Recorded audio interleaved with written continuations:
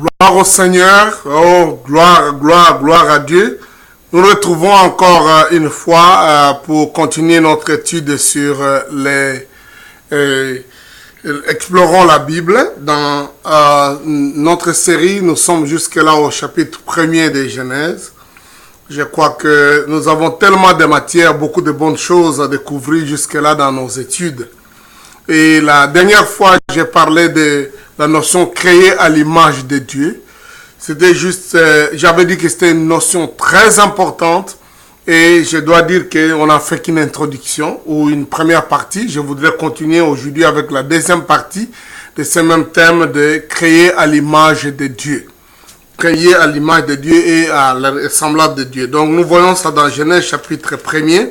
À partir du verset 26, Dieu dit, puis Dieu dit, faisons l'homme à notre image, selon notre ressemblance, et qu'il domine sur les poissons de la mer, sur les oiseaux du ciel, sur les bétails, sur toute la terre, et sur tous les reptiles qui rampent sur la terre. Et Dieu créa l'homme à son image, et il créa l'image de Dieu, il créa l'homme et la femme. Cela est très important que nous puissions voir, nous pouvons lire aussi le verset qui va suivre jusqu'au verset 29. Dieu les bénit et leur dit, soyez féconds, multipliez, remplissez la terre, assujettissez-la et dominez sur les poissons de la mer et sur tous les oiseaux du ciel et sur tout animal qui se met sur la terre.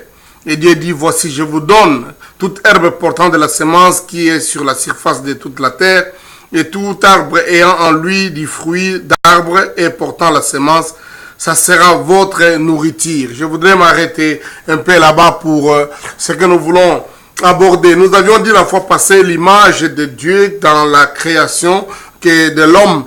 C'est une notion très importante parce que elle est la base de beaucoup de conceptions chrétiennes en ce qui concerne l'homme. Qui est l'homme par rapport aux autres créatures? Est-ce que nous sommes la même chose comme les autres créatures, comme les animaux, les bêtes, les météos, les végétaux, ou nous sommes différents? Et beaucoup, nous voyons au travers de cette phrase-là la notion de l'homme comme créature spéciale, supérieure même, s'il faut dire ça. Et nous avons dit que cela, c'est aussi a fait naître l'anthropocentrisme, c'est-à-dire l'homme se sentant au centre de la création. Il est vrai que l'homme a été la dernière des créatures, mais beaucoup de gens voient dans cette notion de la classification, c'est comme on dit les derniers, mais pas les moins importants. Au contraire, c'est comme l'homme étant le chef-d'œuvre de la création divine. Et là, c'est la seule personne, c'est la seule créature où Dieu dit à notre image, à notre ressemblance. Nous avons aussi découvert, nous avons étudié la fois passée que la notion de notre image et de notre ressemblance donne aussi cette notion de Dieu lui-même. Donc Dieu lui-même trois personnes, parce que c'est là où il dit faisons. Les autres choses dont il les crée en singulier comme on dit. Mais quand l'homme est créé, il dit faisons l'homme à notre image, à notre ressemblance. On a l'impression de voir la notion même de la Trinité, de Dieu, Père, Fils, Saint-Esprit, trois personnes dans la divinité, qui dit aussi, faisons l'homme à notre image, à notre ressemblance. C'est comme ça que beaucoup de gens croient que c'est à cause de ça que dans l'homme, il y a l'âme, l'esprit et le corps. Cette notion de l'être tripartite, donc, qui a dans l'homme, l'âme, l'esprit et le corps. Pour moi, ça fait aussi figure à l'image que Dieu est Père, Fils et Saint-Esprit. Et nous avons déjà dit aussi qu'en voyant même le fait que Jésus est devenu un être humain, il n'est pas devenu tout autre animal, toute autre créature. Il est devenu un être humain pour nous sauver, parce qu'il voulait nous sauver comme le semblable sauve le semblable. Il est devenu un homme pour que nous puissions nous rendre compte que l'homme n'est pas n'importe quelle créature, c'est une créature à l'image de Dieu. Et la Bible même montre que Jésus est lui-même l'image visible de Dieu invisible. Alors, nous avons aussi vu que cette place est importante dans le sens que lorsque l'homme va pécher, on dit qu'il est déchu. Mais c'est le Nouveau Testament qui vient nous montrer que c'est en fait l'image de Dieu que l'homme a perdu à cela. Et en Christ, quand on est de nouveau, on récupère, Dieu nous redonne l'image de Dieu. Donc c'est un point important. Créer à l'image de Dieu montre que c'est la partie la plus importante dans l'être humain. C'est ça qui fait que quand quelqu'un se convertit, il redevient, Dieu lui redonne l'image qu'il avait perdue. Mais nous avons aussi dit que la ressemblance ou l'image, la semblance de Dieu faisait aussi allusion à la façon d'être créé comme une personne qu'on a mis dans un moule, et parce que l'homme Adam vient de Adam, l'argile, que Dieu a probablement, donc image et ressemblance, ici veut dire le moule dans lequel Dieu a coulé cette argile-là pour en faire l'être humain. Donc, beaucoup de gens voient dans cette notion-là, mais nous savons que Dieu n'est pas matière, Dieu n'est pas terrestre, mais Dieu a fait l'homme à cette forme-là. Donc, comme Pascal Blaise, je disais la fois passée, montrait que l'homme a un vide. Quand il ne connaît pas Dieu, il a un vide que toute autre chose, la boisson, la débauche, les plaisirs, l'argent, le succès ne peut pas remplir. Il n'y a que Dieu qui peut remplir là. Donc nous avons été créés selon le moule qui est Dieu. Donc de telle sorte qu'il n'y a que Dieu qui peut suffire. Et c'est dans ça que nous avons vu que Dieu voit dans l'homme, comment on appelle l'homme, son temple. C'est comme ça que dans la nouvelle création, Dieu fait de nous le temple de son Saint-Esprit. Et c'est à cause de ça que Dieu nous demande d'être des gestionnaires de notre corps, de telle sorte que si nous utilisons notre corps dans la débauche, dans la destruction, Dieu nous détruira. Donc Dieu dit, notre corps est le temple du Saint-Esprit, c'est lui qui détruit son corps, il détruit le temple de Dieu et Dieu le détruira. Donc la gestion de notre corps est aussi une notion qui montre que nous n'avons pas été créés n'importe quoi, notre corps en tant que tel. Parce que beaucoup de gens pensent que peut-être la ressemblance de Dieu c'est seulement la partie de l'esprit.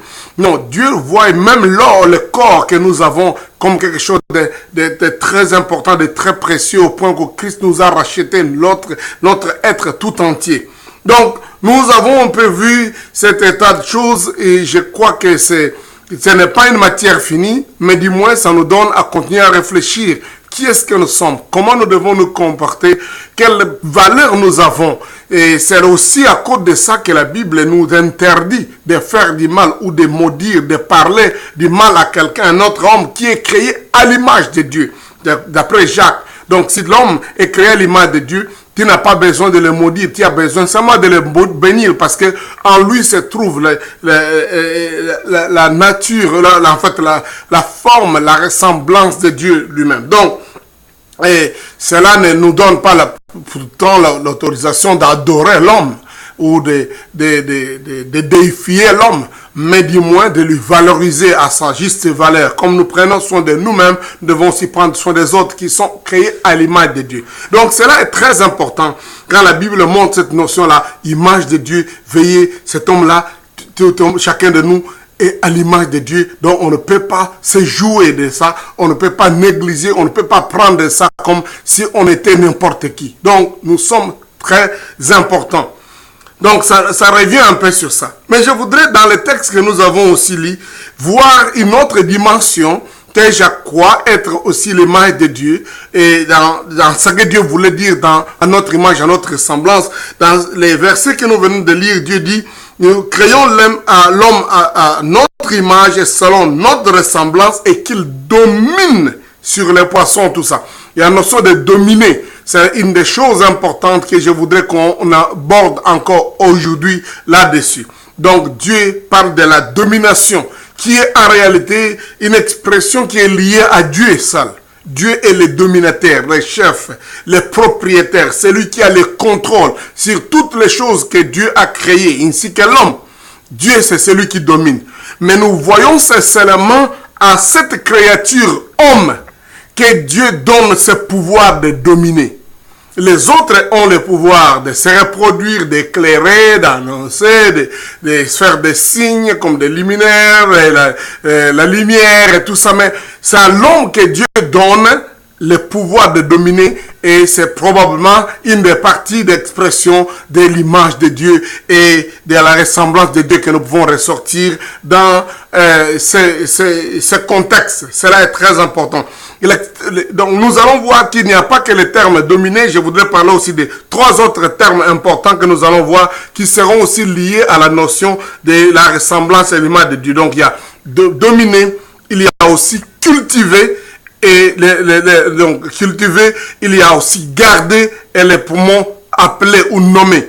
Ce sont 4 verbes importants qui vont nous amener à voir que l'homme n'est pas n'importe quelle créature.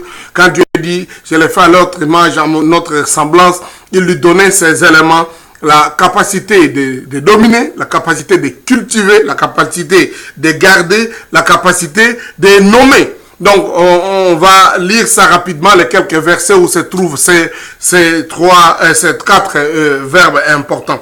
Donc, je disais d'abord au verset 26, puis Dieu dit, faisons l'homme à notre image, à notre ressemblance, et selon notre ressemblance, qu'il domine sur les poissons de la mer, sur les oiseaux du ciel, sur les bétails, sur toute la terre, et sur tous les reptiles qui rampent sur la terre. Au verset 28, il dit, Dieu les bénit, et il leur dit, soyez féconds, multipliez, remplissez la terre.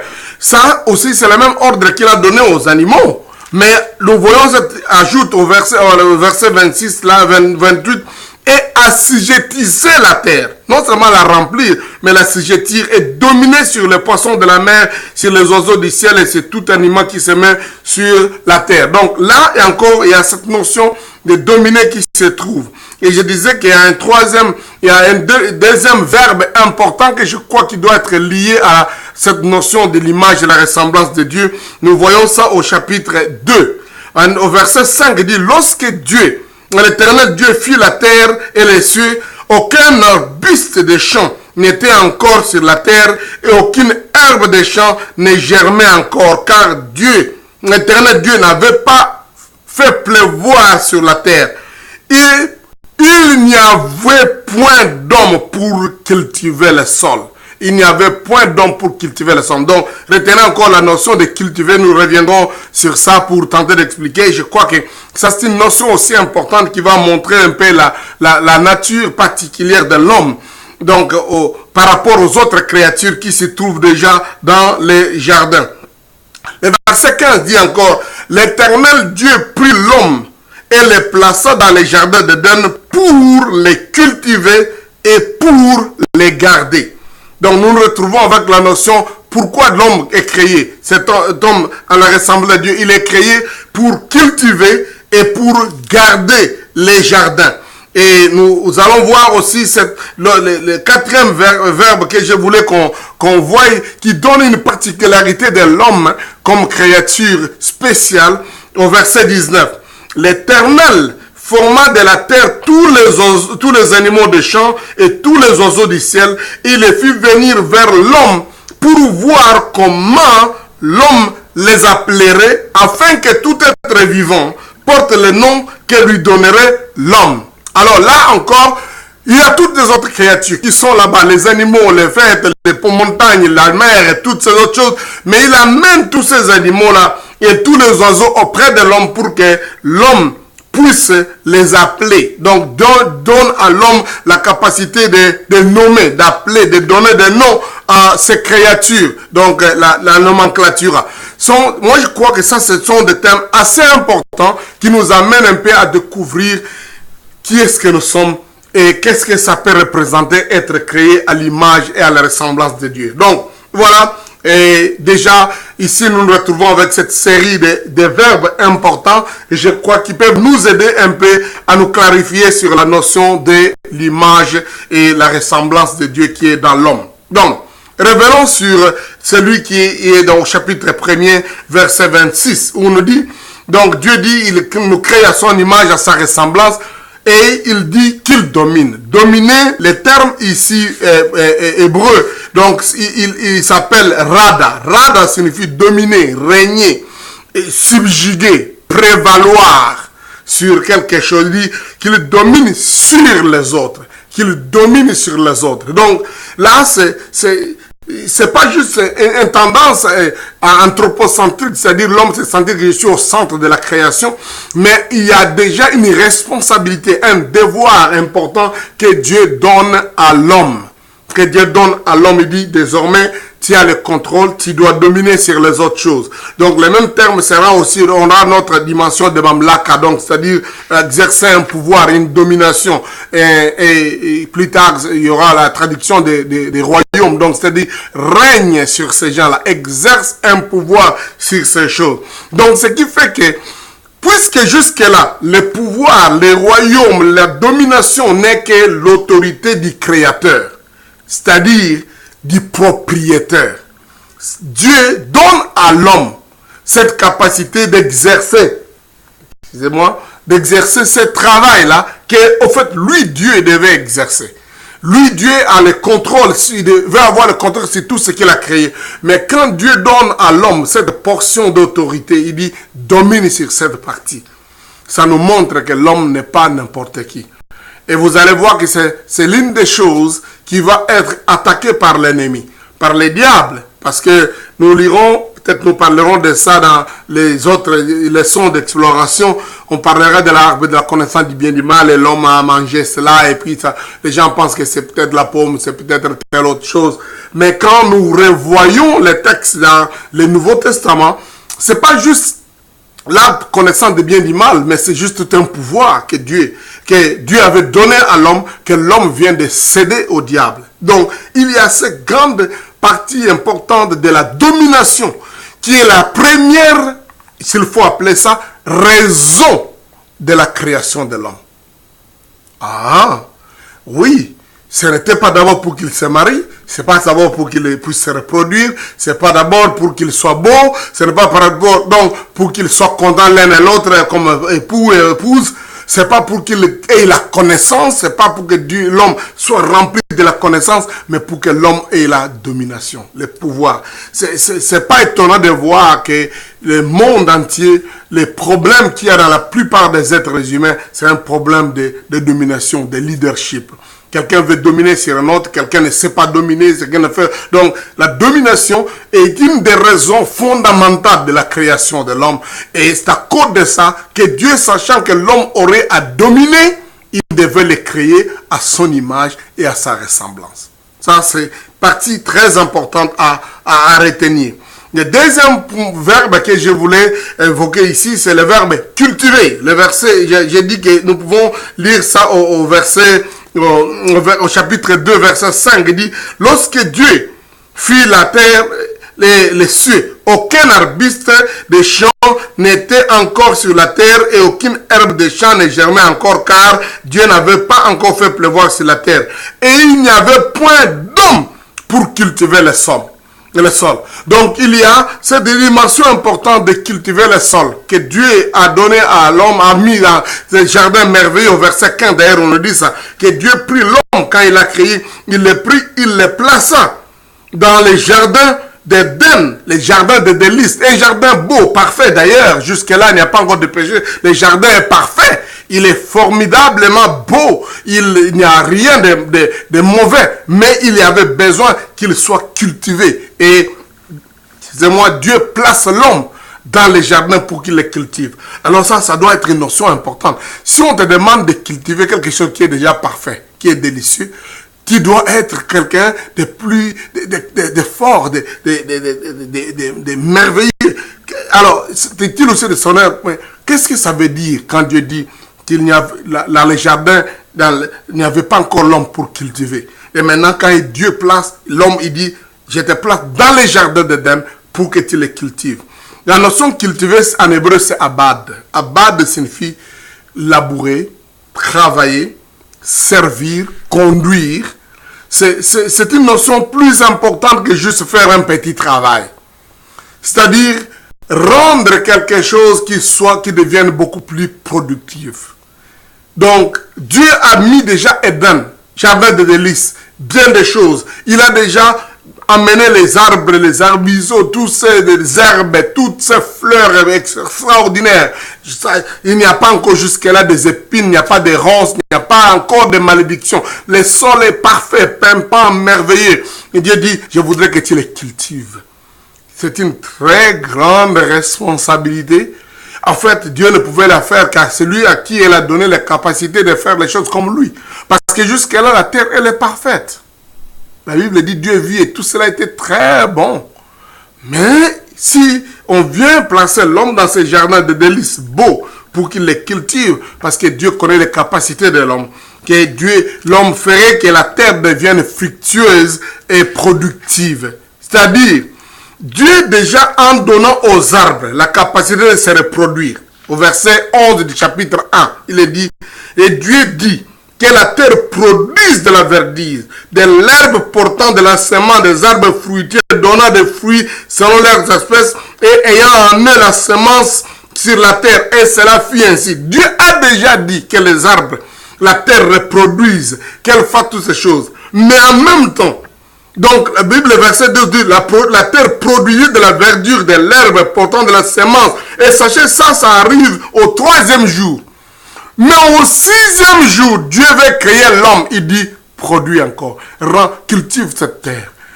Moi, j'ai déjà donné à ces arbres la capacité de se reproduire, de produire de la verdure, des fruits. Mais je voudrais te voir faire que ça devienne encore meilleur. Ça produise encore plus.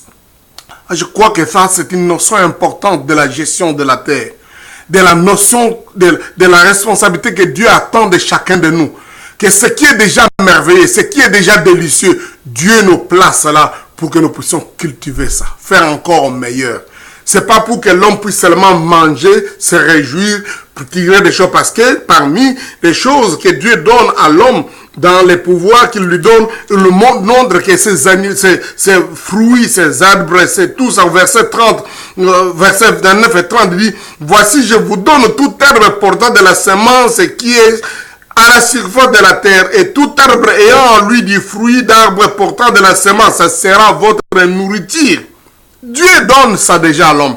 Mais en même temps, il lui dit, pendant que je te donne ça, je te donne aussi ce devoir de les cultiver, de les travailler, de faire qu'ils produisent beaucoup plus. C'est-à-dire, le travail n'est pas d'abord une malédiction, parce que beaucoup de gens pensent que, comme Dieu a parlé de travailler dur et que la sueur d'un front, l'homme mangerait, c'est-à-dire travailler, c'est une malédiction, ça vient parce que l'homme a péché. Non, ici nous retrouvons, il n'y a pas encore le péché.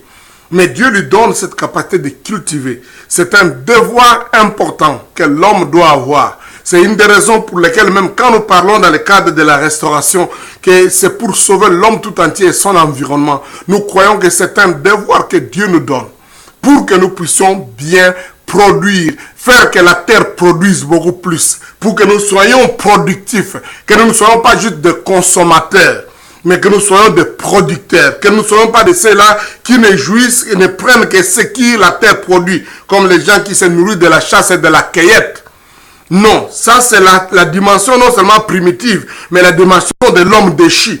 L'homme créé à l'image de Dieu sans déchéance a été déjà chargé de produire le sol, de travailler pour qu'il y ait meilleurs fruits, qu'il y ait multiplication des fruits en fait. Je ne crois pas qu'à l'époque, il y avait de mauvais fruits. Tout était bon. Mais Dieu, en donnant à l'homme la possibilité de cultiver, c'est pour qu'il puisse faire qu'il y ait beaucoup plus, qu'il y ait une multiplication, peut-être même beaucoup rapide et capable d'avoir suffisamment de nourriture. Donc, travailler pour avoir la nourriture, travailler cette terre de délices, travailler quelque chose qui est déjà performant, n'est pas une mauvaise chose. N'est pas une corvée. C'est pas une malédiction. C'est un devoir. C'est une raison d'être créé à l'image de Dieu. Souvenez-vous, quand nous avions parlé de Dieu dans son processus, nous croyons que Dieu a créé les choses tampant rapidement, mais il y a d'autres choses qu'il a créées dans un processus de progression, de masse informe à une merveille, de la croissance. Donc nous voyons des choses que Dieu est en train de faire en amenant les choses dans la maturation, à la qualité supérieure. Donc, il donne aussi à l'homme cette possibilité de reproduire et rendre la qualité supérieure. ce qui était un peu comme ça, mais on va un peu plus loin. En fait, pas plus loin, mais on va en améliorant, on va en produisant plus, on va en multipliant ce qu'il a déjà reçu gratuitement, gracieusement, et qui est déjà délicieux, retenez bien, les jardins dans lesquels Dieu l'homme place l'homme est un jardin de délices, Éden, c'est un jardin délicieux, tout est parfait. Mais parfait ne signifie pas qu'on ne doit plus continuer à travailler cette chose, on ne doit pas continuer à cultiver ça. Et donc cultiver les choses signifie faire que la chose exerce la raison de son existence avec qualité supérieure, avec quelque chose de beaucoup meilleur. Donc voilà, et une raison. La deuxième raison, troisième raison, je voulais dire, c'est garder. Nous avons au verset 2, chapitre 2, toujours, verset 15, dit, puis Dieu, l'éternel Dieu, prit l'homme et le plaça dans les jardins d'Éden pour les cultiver et pour les garder. Pour les garder. Donc là encore, c'est quelque chose que je crois qu'il est très important en tant qu'homme, en tant qu'enfant de Dieu, de comprendre la mission que nous avons. Le verbe ici, garder en hébreu, c'est shamar. C'est dire garder, observer, protéger, sauver la vie, surveiller, veiller et réserver. Garder ça comme un trésor, donc préserver ça, faire qu'il y ait, faire attention pour que les choses ne se détruisent pas, ne se détériorent pas. Et cela est très important et c'est la raison pour laquelle je crois fermement que nous avons un grand devoir dans ce monde. Le monde tel que Dieu l'a créé, il continuera effectivement à être comme ça doit être. Mais en même temps, c'est Dieu-là qui nous a créés, nous donne le devoir dans le processus de la vie ou la survie de la terre ou du sol, du monde. Un devoir de les garder, de les préserver. Si déjà à l'époque avant la chute, il y a ça, combien plus maintenant? C'est une des raisons pour lesquelles quand l'homme pêche, nous voyons qu'il y a une répercussion rapide qui arrive sur le monde. Il n'y a pas que l'homme qui a des problèmes, mais à cause du péché de l'homme, la terre aussi est maudite. C'est ce qui explique que la plupart des difficultés, des problèmes qu'il y a dans certains points du monde, dans certaines nations, ne sont pas parce que Dieu n'est pas vigilant, mais parce que l'homme pêche. L'homme ne fait pas son devoir de garder, de protéger, de conserver, de performer, de rendre trésoriser, si je peux appeler ça. Donc de rendre la chose un trésor, d'en faire un trésor important. Donc c'est un peu ça qui amène. Si à l'époque déjà, le péché de l'homme a amené la malédiction du sol, combien plus aujourd'hui que nous vivons après la déchéance, il y a une grande responsabilité du monde, dans le monde, que l'homme a, de la maintenance du monde, de voir que le monde vive exactement, avance dans le bien et que le mal ne prolifère pas. Donc, garder signifie protéger, garder pour qu'il n'y ait pas de destruction. C'est une des raisons pour lesquelles Dieu dit que nous avons la mission de garder le monde, de protéger le monde. C'est dans Romains chapitre 8. Romains chapitre 8 raconte, Paul dit quelque chose sur ce que la nature pense de nous, les êtres humains. C'est important de comprendre ça. Parfois, nous ne nous connaissons pas nous-mêmes, mais écoutez ce que la nature pense. Romains chapitre 8, je vais lire juste à partir du verset 19.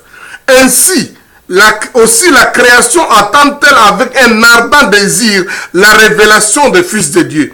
Car la création a été soumise à la vanité, non de son gré, mais à cause de celui qui l'y a soumise, avec l'espérance qu'elle aussi sera affranchie de la servitude de la corruption, pour avoir part à la liberté de la gloire des enfants de Dieu. Nous aussi, jusqu'à ce jour, la création tout entière, nous savons aussi que jusqu'à ce jour, la création tout entière soupire et souffre des douleurs de l'enfantement. Et cela est très important. La création nous parle, en réalité. Elle soupire. Au travers des événements, tremblements de terre, d'événements de chasseresses, d'événements de destruction qui arrivent, la création en quelque sorte nous parle. Il est vrai qu'aujourd'hui nous avons laissé cette tâche à des écologistes qui sont la plupart sans Dieu, sans foi, sans quoi. Ils en ont tourné ça au panthéisme, c'est-à-dire à adorer la nature, appeler la mère nature comme étant notre Dieu et qu'elle parle pour que nous puissions l'adorer, pour que nous puissions nous courber. Mais non. La nature, effectivement, elle parle. L'univers parle. Elle parle à nous, les hommes. À nous, à qui la charge a été donnée de garder. Quand la nature craque, quand elle soupire, elle dit, ça va pas. Homme, fais quelque chose pour moi. Maintiens-moi. C'est pourquoi quand il y a la discussion autour des réchauffements climatiques, donc les gens se posent la question, est-ce que c'est lié à l'homme ou ce n'est pas lié à l'homme? Dans notre livre, j'ai écrit 2 livres d'ailleurs qui parlent un peu de ce sujet. Il y en a 2 que j'aimerais voir rapidement, si je peux retrouver les 2. J'ai écrit 2 livres qui parlent un peu, bon je ne dis pas que totalement de ça. Mon livre sur les principes de la restauration, il y a pratiquement un chapitre qui parle de notre devoir de garder la terre. Je lirai quelques textes. Et puis dans les livres comme les fers aiguisent les fers, aussi, je parle des relations de l'homme avec la salubrité, la relation de salubrité, notre devoir de la gestion de la terre. Je dis que mon désir n'est pas juste de répondre ou de discuter autour de qui est-ce que l'homme est-il semblable, est-il responsable de ça ou pas. Donc, j'avais lu quelques textes, quelques phrases seulement dans mon livre ici sur comme les fers aiguisent les fers. Je parle des relations de salubrité. Quelle peut être la responsabilité de l'homme dans les changements climatiques, géologiques, démographiques que nous observons aujourd'hui sur notre planète? Est-ce que les croyants doivent être concernés par l'état et l'avenir de nos villes, de nos forêts, de nos rivières et des changements démographiques et des cataclysmiques? Nous aimerions dire d'emblée que nous ne voulons pas, dans ce cas de ce livre, entrer dans ce débat qui fait couler beaucoup d'encre. Mais nous tentons de répondre à la question s'il existe une relation entre les devoirs des croyants et les phénomènes géophysiques affectant notre planète. Notre mission n'est pas de débattre, mais d'accroître notre prise de conscience au point de comprendre que prendre soin de la nature est un devoir divin. La gestion de la nature est l'une des grandes responsabilités que Dieu donna à l'homme même avant la chute. Genèse chapitre 32. La déchéance humaine a eu des conséquences néfastes sur l'univers. La malédiction du sol, les eaux du déluge, les plaies de l'Égypte, la sécheresse, la famine, la peste que nous voyons dans les Écritures. Ces récits bibliques nous montrent que l'essor de l'univers est lié à la responsabilité humaine. D'après Psaume 115, verset 16, il dit « Les cieux sont les cieux de l'Éternel, mais il a donné la terre au Fils de l'homme. » Ce psaume dit que Dieu nous a confié la gestion de la terre même après la chute. Donc cela est très important. Dieu a créé l'homme pour un but et avec une mission précise. Et cette mission est liée à la gestion de la terre et de tous les êtres qui y habitent. Donc c'est un peu ça. Donc je voudrais dire que notre désir, ce n'est pas seulement de répondre à la question si l'homme est responsable des réchauffements climatiques, des destructions. Oui, il est responsable déjà dans les jardins d'Éden. Il a été chargé de garder. Et quand il a péché, le sol fut maudit. Donc, déjà à cause du péché d'Adam et Ève, nous sommes responsables des problèmes qui se trouvent sur la terre. L'homme est-il responsable aujourd'hui des problèmes qu'il y a dans la nature, des réchauffements climatiques, des destructions, des cataclysmes? Je sais que la discussion sera dans le milieu écologiste, dans le milieu non écologiste, pour dire est-ce que l'homme n'est pas responsable, non. Mais la vérité, c'est que il y a de plus en plus de preuves de laboratoire que la présence de multiples voitures, de multiples des méthodes d'énergie de destruction ou d'usage des énergies fossiles est en train de créer beaucoup de problèmes sur l'univers. C'est de plus en plus tellement vrai, tellement possible de prouver cela, de montrer cela que nous vivons effectivement et nous sommes en grande partie responsables des événements qui se trouvent, qui détruisent la nature.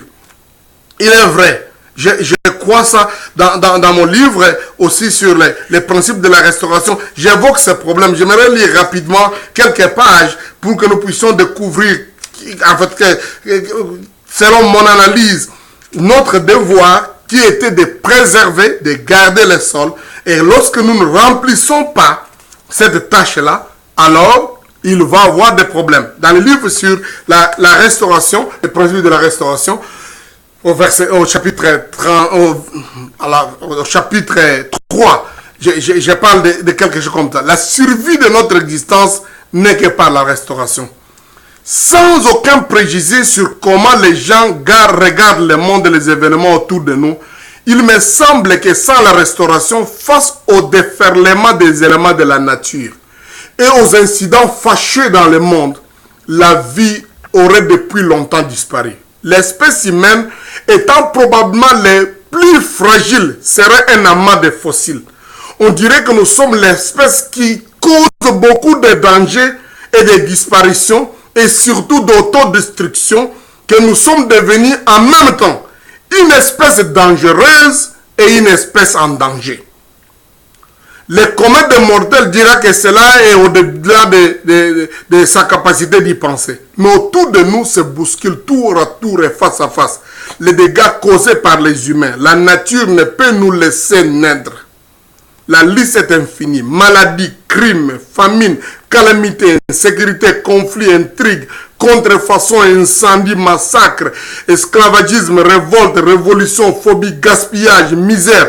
Tous ces mots sont pour la plupart causés par l'indifférence, l'arrogance, la méchanceté, la cupidité, l'immoralité, l'addiction, le gaspillage, l'avarice, l'extrémisme, le cannibalisme, la bestialité, l'égarement et la perversion humaine. Donc c'est un peu une des choses que je voulais dire. Je voudrais un peu évoquer d'autres choses rapidement pour que nous puissions voir qu'il y a effectivement des problèmes de destruction qui sont dans le monde aujourd'hui. Donc, laissez-moi poser ces quelques questions. Dans le livre, je pose quelques questions. Du point de vue purement écologique et moral, est-ce que l'homme n'est-il pas un terroriste contre sa planète nourricière? La mondialisation est-elle une solution à un problème mal posé ou un problème causé par une solution mal dosée? Ces présages que présentent les insatisfactions, les déséquilibres. Comment stopper d'incontrôlables ouragans, tornades, tremblements de terre, les tsunamis, les tempêtes de chaud et de froid, les canicules? Comment stopper les précipitations et les inondations imprévisibles, les éruptions volcaniques et les avancées désertiques? Malgré les progrès technologiques et les organisations régionales mondiales, comment expliquer la persistance et la multiplication des épidémies, des conflits armés, des actes terroristes, des fraudes financières, des trafics humains, d'abus des droits humains? Si ces fléaux avaient toujours frappé le monde et l'humanité depuis le passé, donc l'Antiquité et le Moyen-Âge, pourquoi atteignent-ils aujourd'hui des proportions beaucoup plus alarmantes? Est-ce que la solution aux phénomènes naturels et humains doit venir de nos laboratoires ou de nos idéologies? Est-ce que la conquête de l'espace est tout simplement une nouvelle forme de guerre ou c'est une rationalisation déformée des besoins intrinsèques de la recherche d'une autre vie, d'autres êtres et des esprits supérieurs et carrément de la recherche inavouée de Dieu? Est-ce que notre espace, s'il n'a pas une machine capable de broyer, est-ce qu'il faut qu'on trouve quelque chose pour recycler les déchets qu'on lui donne? Quelqu'un a fait une image pour dire, si on voit les déchets des satellites qui meurent, des histoires qu'on a maintenant dans l'univers, c'est terrible. Au point où, non seulement on a pollué la terre où nous sommes et les eaux, mais on est en train de polluer même l'espace. Certains observateurs disent que l'homme a tellement pollué la terre et ses mers qu'il est tenté d'achever cette sale besogne en polluant l'espace. Pas seulement avec des émissions gazeuses domestiques et industrielles, mais aussi avec les engins et des matières métalliques, plastiques et digitales qu'ils jettent comme dans une poubelle. En effet, les compagnies minières et pétrolières ont mondialement creusé des trous sur notre planète au point que la croûte terrestre est presque un habit en naillon qui laisserait les magmas se faire vomir de partout. Il n'y a pas que les experts qui peuvent constater que mondialement, les bassins de rétention de déchets, de bouées et des eaux usées ont largement dépassé leur capacité, qu'il est presque impossible de les sécuriser ni de sauver des millions de populations qui habitent aux abords de ces monstres. Semblables aux centrales nucléaires, ces bassins de résidus industriels sont devenus plus dangereux que les volcans naturels. Donc, c'est des choses terribles. Lisez mon livre, c'est formidable. J'aborde beaucoup de choses. Mais ce que je voudrais dire, nous avons eu de la part de Dieu une mission. Donc, dans mes 2 livres, vous lirez ça. Principe de la restauration et comme les frères aiguisent les frères, vous pouvez les trouver sur Amazon. C'est des livres formidables, c'est biblique, c'est scientifique, c'est tout. Vous pouvez trouver n'importe quoi là-dessus. Ça va vous aider un peu à réfléchir. C'est une matière, réfléchissez sur ça, réfléchissons sur ça. La nature soupire, la nature dit, il y a quelque chose qui ne va pas. Aujourd'hui, dans les lieux miniers, on creuse, on met des bassins de rétention.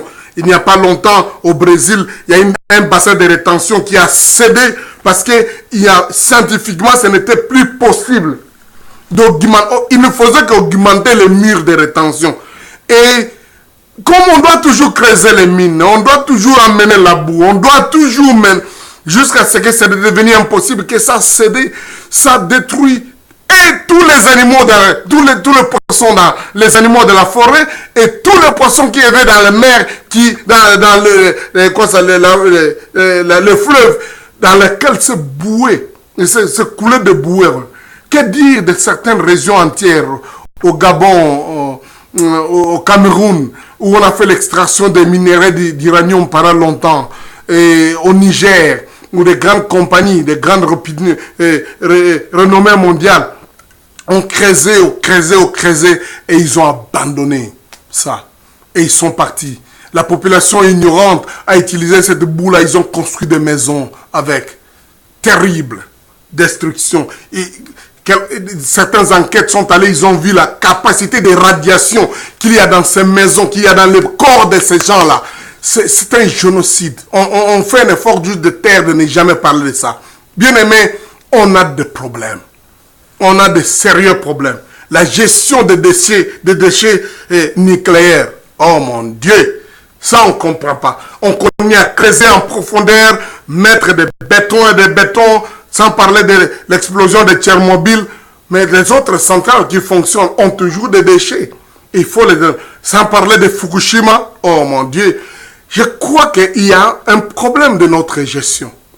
Si nous ne savons pas gérer, si nous ne pouvons pas prendre notre devoir de gérer la terre va exploser à cause de nous. Et nous serons, comme je dis, nous ne sommes pas seulement une espèce dangereuse, mais nous sommes devenus l'espèce en danger. Par nous-mêmes. Parce que nous ne remplissons pas notre devoir de garder. Peut-être, comme je dis dans les livres, vous pouvez dire, mais ça c'est trop grand pour moi. C'est des décisions de grands gouvernements. Qu'est-ce que moi je dois faire? Oui, chacun de nous a une portion de terre, un endroit où vous êtes, où vous aussi garder, pour qu'il n'y ait pas déferlement de destruction. Gère un peu le peu de choses qu'il y a. Nous pouvons apprendre à recycler les peu de choses que nous avons à la maison. Donc, soyons conscients de ça. Dans mon livre sur comme les frères aiguisent les frères, j'ai dit une des choses alarmantes, c'est que l'Église ou les chrétiens ont abandonné tous ces mouvements écologistes entre les mains des gens sans Dieu, sans Christ, à des partis politiques qui ne s'intéressent pas aux choses de Dieu, qui dont d'ailleurs la majorité sont animistes ou prient même la nature. Ils sont des gens qui prient le soleil, la lune, les astres et tout le reste. Ils ont laissé ça à des mouvements secrets sataniques. Alors que c'est le devoir de l'homme, croyant, enfant de Dieu, de répondre à ces soupirs de la nature, qui cherchent, cherchant la révélation des fils de Dieu. Fils de Dieu, chacun de nous, nous devons nous révéler pour dire à la nature, nous sommes là, nous pouvons gérer. Nous avons eu ce message-là dès le départ.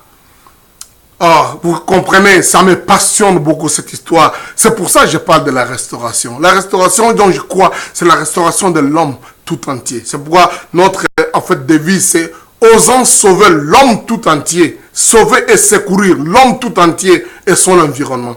Notre devoir de l'environnement montre notre capacité d'être le sel de la terre. Là où il y a la décomposition, nous pouvons arrêter ça pour dire non, ça ne peut pas continuer de mon vivant. On ne peut pas laisser une érosion se former à côté de chez moi. Je ne peux pas laisser cette destruction qui se passe autour de la nature. Aimons la nature, utilisons-la, mais aussi gérons ça, gardons ça. Beaucoup d'entre nous, nous arrivons dans le milieu où c'est tout comme un jardin d'Éden, beau, délicieux. Mais notre passage, laisse-t-il cet endroit beaucoup meilleur ou détruit? Regarde ta maison, regarde ta parcelle, regarde les coins où tu es. Comment ça se présente après ton arrivée? Après ton arrivée. Dans n'importe quel milieu où vous êtes, vous rendez cet endroit beaucoup plus propre ou trop sale. Même si c'est beau, donc, comment nous le laissons? Beaucoup meilleur? Et qu'en est-il de l'endroit que nous trouvons qui est sale, qui est destructif, qui est mauvais? Les rendons-nous meilleurs, propres? Ça, c'est notre devoir. Garder les jardins d'Éden.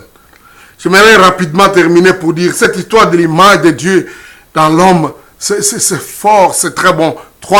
Quatrième verbe important, nommé. Là, nous nous retrouvons au verset 19 de Genèse chapitre 2. Nous lisons. L'Éternel donna, forma de la terre tous les animaux des champs et tous les oiseaux du ciel, et les fit venir vers l'homme pour voir comment il les appellerait, afin que tout être vivant porte le nom que lui donnerait l'homme. Je crois que ce quatrième verbe est un autre verbe qui explique la notion de l'image de Dieu dans l'homme.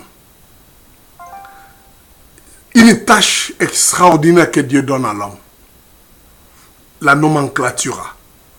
Appeler les choses qu'il a créées. Il dit, j'ai créé toutes ces choses, je les amène vers toi, l'une après l'autre, donne-lui le nom. Quiconque nomme exerce une autorité, même donne une tâche, une responsabilité à ce à quoi il a nommé. Quand quelqu'un dit j'ai nommé tel ministre, j'ai nommé tel premier ministre, j'ai nommé telle personne, il est devenu directeur, on l'a nommé, parce que nous aimons le on, mais en réalité c'est quelqu'un ou un groupe de gens nommé. C'est-à-dire à appeler, proclamer, le mot croire en hébreu, c'est-à-dire lire à haute voix, appeler à haute voix, crier sur cette chose, commissionner la chose, choisir la chose, commissionner, sommer cette chose à des responsabilités, ou alors donc désigner cette chose-là. Je te désigne directeur, je te désigne manguier, je te désigne tel. Donc quand Dieu a amené tous les animaux, toi je te désigne éléphant. Donc en fait, il a amené l'éléphant devant l'homme, et l'homme dit je te désigne éléphant. Donc l'homme donnait à cet animal-là le pouvoir de s'exercer, de vivre comme éléphant. Probablement ce n'était pas en français, c'était dans la langue d'Adam. Ne me dites pas que c'était l'hébreu, ce n'était pas l'hébreu. Mais Adam avait une expression, une langue qu'il parlait avant le tour de Babel. Donc les autres sont nés après, les hébreux et tout le reste que nous disons aujourd'hui, c'est des langues qui sont venues après. Donc, mais l'expression que Dieu donnait, donc le pouvoir que Dieu a donné à l'homme de nommer, était une marque particulière de l'image de Dieu dans l'homme. Parce que nous savons, Dieu dit que la lumière soit et la lumière fut. Il appela les ténèbres ceci, il appela la lumière ceci. Et c'est lui qui appelle, qui avait fait venir. Mais maintenant, il donne, après le 6e jour, il donne à l'homme maintenant, toi tu as le devoir de nommer, d'appeler, de désigner, de commissionner. chacune de ces choses. Donne un nom, donne un pouvoir. Dis à cette chose ce qu'elle doit devenir. C'est comme des parents qui donnent des noms aux enfants. Parfois, beaucoup de parents ramassent un nom en l'air. Mais sachez-les, ces noms-là ont un pouvoir, une capacité de faire quelque chose, faire quelque chose, de faire devenir, même amener, comme on dit, la personnalité, la mission, les devoirs, la forme. Donc, en quelque sorte, dans ces noms-là, on moulait les choses. On mettait ça dans un couloir, on définissait, on amenait cette chose, on imposait en quelque sorte un modèle selon lequel on est façonné. Donc, la personnalité de la personne, les caractères qui vont venir, ou de l'objet, ou de l'animal, ou de quoi. Donc, nommer. Quel pouvoir extraordinaire. 4 verbes importants qui expliquent la notion de créer à l'image de Dieu aussi. Ça, c'est selon moi. Donc, j'ai dit, dominer. Dieu dit, créons l'homme, faisons l'homme à notre image qu'il domine. Deuxièmement, cultiver. Dieu dit, j'ai fait toutes les choses sur la terre, le jardin est merveilleux, il est beau, il est Éden, il est délicieux, mais il faut qu'il y ait un homme qui les cultive. Alors Dieu dit, bon, homme, je t'amène ici, cultive. Fais que ça soit fructifié. Donne à ça une grande valeur, que ça devienne bien, que ça soit travaillé. Que ce qui est déjà délicieux devient plus délicieux, beaucoup plus merveilleux. Et je te les donne aussi pour que tu les gardes. Gardez, protégez-la contre les destructions. Quand il y a des choses qui dérangent, c'est toi qui vas protéger. Garde ça comme un trésor. Le sol, c'est notre trésor que Dieu nous a donné. Il dit, gardez ça. Gardez le sol. Et c'est comme ça que j'ai dit tout à l'heure, je me suis étendu pendant longtemps et j'ai évoqué ce que j'ai dit dans mes 2 livres. Nous avons les devoirs. Que nous voulions accepter ou pas que nous sommes responsables des destructions, des problèmes. Mais l'écume et les destructions, le soupir de la nature, non seulement elle explique que nous l'avons creusé des problèmes, mais ça nous appelle à venir au secours, à stopper cet état des choses. Quand elle est péché dans un peuple, il y a des problèmes qui arrivent sur la terre, sur la nation, sur les eaux, sur la nature, parce qu'il y a les péchés. Les gens, les êtres humains sont capables de créer des dégâts. Il y a eu Pharaon et les Égyptiens qui se sont endurcis. Mais les dégâts ont été sur le fleuve Nil. Les dégâts ont amené des sauterelles, ont amené des grêles, ont amené des grenouilles. C'était le péché d'un homme qui s'est endurci. C'est là la grande tâche des grands leaders, des grands responsables. Chacun qui a une portion de pouvoir, sachez-le, ton péché, ta façon de mal diriger risque d'affecter non seulement ta propre vie et ton futur, mais risque d'affecter ton environnement, les gens autour de toi. C'est à cause des dirigeants voleurs, c'est à cause des ministres qui détournent qu'il y a des famines, qu'il y a des divorces dans certaines familles, qu'il y a des enfants qui sont appelés sorciers parce que quelqu'un effectivement a détourné ce que les parents devaient avoir pour nourrir leurs enfants. Donc il y a des grandes responsabilités que nous devons avoir sur la vie des autres êtres humains, mais surtout aussi sur la nature qui nous entoure. Nous sommes créés à l'image de Dieu. Et encore plus, veillons pour que nous ne puissions pas maudire les êtres humains qui sont créés à l'image de Dieu. Si la nature, elle n'est pas à l'image de Dieu, mais les êtres humains sont à l'image de Dieu, nous avons un devoir, nous avons une mission. Et nommons des gens qu'il faut à la place qu'il faut. Nommons des responsables. Si l'homme, Adam, a nommé les animaux pour que les animaux gardent les noms, exercent le travail, les commissionner, les désigner à faire ce qu'ils devaient être, les orienter dans leur personnalité. Quel devoir nous avons aujourd'hui de savoir qui il faut nommer à quel poste, qui il faut donner à quelle responsabilité. Ça, c'est notre devoir. C'est l'image de Dieu en nous. Et surtout, veillons pour ne pas nommer négativement les gens. Ne pas nommer négativement des choses. Parce que ce que nous disons risque d'arriver. Si nous donnons aux enfants de mauvais noms, si nous donnons aux êtres qui sont autour de nous, au village, au pays, à l'endroit où nous sommes, des noms qui ne sont pas corrects, nous avons un pouvoir formidable par nos paroles de commissionner ou même de conditionner que ces choses-là deviennent ce que nous les avons appelés, ce que nous les avons nommés. Donc voilà, quelle image formidable, créée à l'image de Dieu, à la ressemblance de Dieu. Voilà, on ne sera pas terminé. On arrête là pour aujourd'hui. Nous continuons, explorons la Bible. Prions le Seigneur. Père, je te bénis pour cette grâce. Quelle grâce d'être créé à ton image, à ta ressemblance. Avec le pouvoir de dominer, de cultiver, de garder et de nommer. Oh mon Dieu, aide-nous à être à cette tâche, être capable de dominer sur les humains, mais sur les autres choses sur cette terre. Être capable de cultiver les sols, les jardins merveilleux dans lesquels tu nous as placés. À garder, Seigneur, le monde, la nature, les choses autour de nous, en face de destruction. Entendre leur crier, arrêter d'être irresponsables. Et surtout, Seigneur, oh Dieu, à désigner, à nommer, à appeler les choses à l'existence, d'appeler les choses à la mission, de les commissionner à ce à quoi ils doivent devenir. Sois loué, sois béni, Père. Change notre langage et donne-nous d'exercer notre autorité de gestionnaire. Au nom de Jésus, nous avons ainsi prié. Amen. Que Dieu vous bénisse. À la prochaine. Explorons la Bible.